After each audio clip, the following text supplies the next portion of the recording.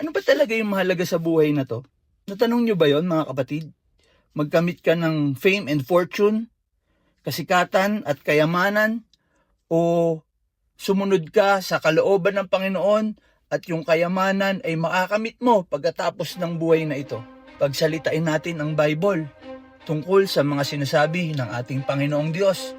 Sa Mateo 16 verses 24 to 26, kung magkagayoy, si Jesus ay nagsalita sa kanyang mga alagad na sinasabi, "Kung sino man ang nagnanais na sumunod sa akin ay itakwil ang kanyang sarili at pasanin ang kanyang krus at sumunod sa akin, sapagkat sino mang nagnanais na iligtas ang kanyang buhay ay mawawalan nito, at sino mang mawalan ng kanyang buhay dahil sa akin ay masusumpungan nito." O anong ibabayad ng tao sa kanyang kaluluwa? Sa English nito, Matthew 16 verses 24 to 26, "Then Jesus said to his disciples, if anyone desires to come after me, let him deny himself and take up his cross and follow me. For whoever desires to save his life will lose it, but whoever who loses his life for my sake will find it. For what profit it is to a man if he gains the whole world and loses his own soul? Or what will a man give in exchange for his soul?"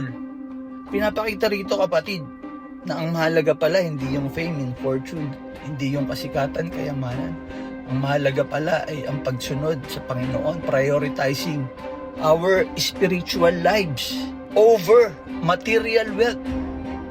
Prioritizing yung relasyon natin sa Panginoon over kayamanan sa mundong ito. Sabi ng Panginoon, i-deny mo ang iyong sarili. Pinapaalala sa atin na yung fulfillment wala sa mundong ito. Kaya tamo ang daming mayayaman na hindi naman masaya. Parang nasa kanila na lahat pero parang kulang pa rin sila. Kasi ang true fulfillment comes from Him, hindi from the fleeting pleasures sa mundong ito. Marahil marami ang hindi nakakaunawa niyan kasi nandito tayo sa mundo. Ang mundong ito, iba ang idinidikta.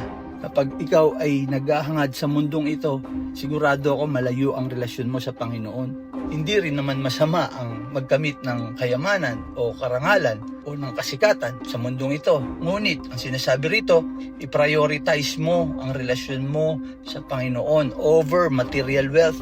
Sapagkat dahil datapwat, mayaman ka nga sa mundong ito. Pag ginuna ang mundong ito, may madadala ka ba dyan? Ang totoong investment ay yung relasyon natin sa Panginoon. Ang totoong investment ay yung kapalit ng pamamalagi natin sa Panginoon dahil isasama niya tayo sa kanyang kaharian sa langit. Yun ang totoong destinasyon natin. Ang buhay is just a journey. Hindi ka mananatili rito. Hindi rito ang final destination mo. Ang final destination natin ay yung humarap tayo sa Panginoon at magtuos sa Kanya kung ano yung ginawa natin dito sa lupa para sa kayamanang nakalaan sa atin sa Kanyang kaharian.